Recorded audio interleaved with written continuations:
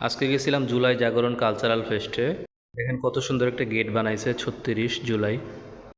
এই গেট দিয়ে আমরা প্রবেশ করলাম। তারপর আমরা দেখলাম অনেকগুলা ছবি, আন্দোলনের সময়কার অনেক ছবি, পুলিশ গুলি করতেছে এমন ছবি। তারপর আরেকটু সামনে আগে আমরা আরও অনেক ছবি দেখলাম।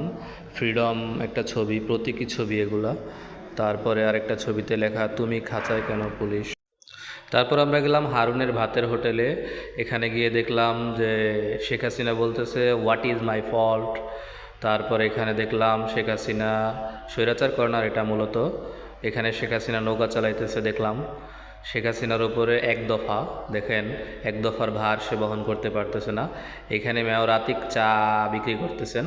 তারপর আমরা গেলাম আয়না ঘরে। আয়না ঘরে গিয়ে দেখি অনেক লম্বা লাইন।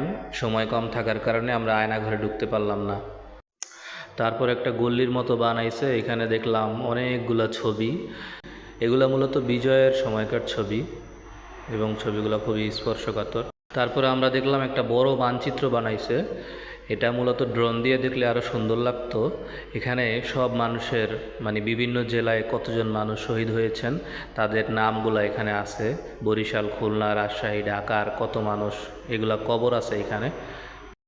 খাবারের ব্যবস্থাও ছিল, খাবারের দোকানের স্টল ছিল। বাচ্চাদের জন্য খেলাধুলার ব্যবস্থাও ছিল।